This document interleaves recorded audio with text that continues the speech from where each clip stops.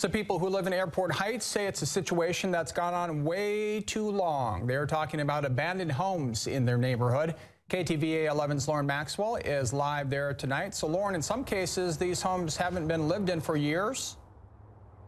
Well, at least not lived in by people who are supposed to be there, Joe. The trouble starts when people break into abandoned homes like the one behind me. Frustrated neighbors say there's little they can do, or even the city for that matter.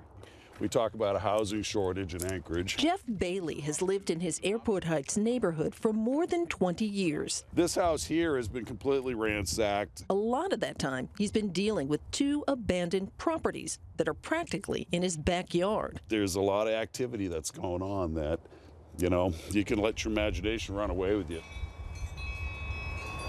Houses that are boarded up. We've got everything covered because they're in there at night and they don't want anybody to know they're there. And falling apart. There's no heat, there's no electricity, there's no water. But that hasn't stopped people from breaking in.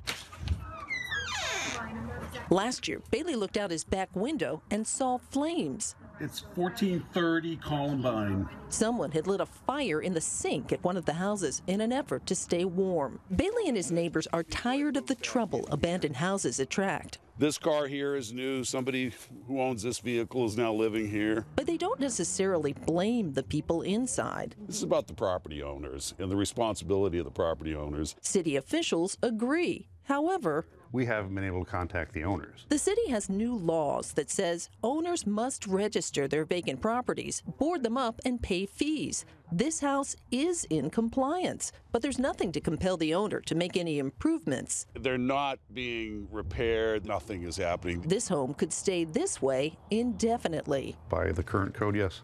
If they register it and it's secured and marked the way it's supposed to be. Bailey says he wishes the laws had more teeth, but for now... Actually kind of come down to the responsibility of the neighbors to watch these places. He and others are keeping an eye on abandoned properties, hoping someone will do more.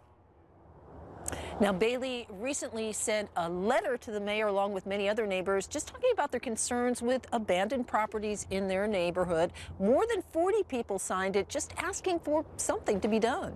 So, Lauren, I imagine that the city can't just come in and tear them down, but some people probably hope that might happen. Yeah, you know what is very interesting, at least I found it interesting, Joe, is the majority of the properties that we looked at today, the owners are still paying their property taxes on them, but the city just can't seem to get in touch with these people, which makes it very difficult to have anything done. Yeah, I can see why. All right, Lauren, thanks. Live in Anchorage tonight.